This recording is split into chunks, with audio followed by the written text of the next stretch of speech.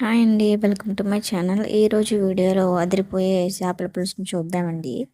మా వీడియోస్ కనుక మీకు నచ్చినట్లయితే మా ఛానల్ని సబ్స్క్రైబ్ చేసుకొని మీ లైక్ అండ్ షేర్ ద్వారా మాకు సపోర్ట్ అందించండి. ఫస్ట్ 2 టేబుల్ స్పూన్ల ఆయిల్ వేసుకోవాలండి. ఆయిల్ హీట్ అయ్యాక మనం పేస్ట్ చేసి పెట్టుకున్న ఉల్లిపాయ పేస్ట్ని కూడా వేసుకొని ఇందులో తగినంత ఉప్పు వేసుకొని ఉల్లిపాయలు బ్రౌన్ కలర్ వచ్చేంత వరకు వేయించుకోవాలండి. ఇందులోనే 2 రెమ్మల కరివేపాకు కూడా వేసుకొని వేపుకోవాలి. ఈ విధంగా వేగిన తర్వాత కట్ చేసి పెట్టుకున్న టమాటా, పచ్చిమిర్చి కూడా వేసుకొని మెత్తబడేంత వరకు మగ్గించుకోవాలి.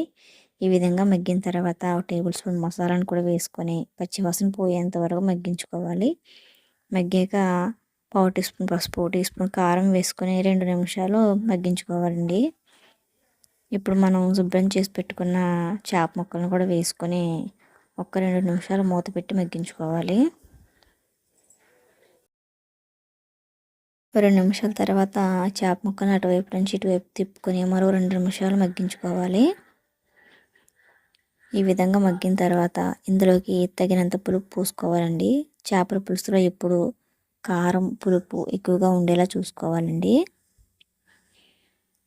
పులుపు పోసుకొని ఒకసారి మొత్తం అంతా కలిసేలా కలుపుకొని మూత పెట్టి మరిగించుకోవాలి.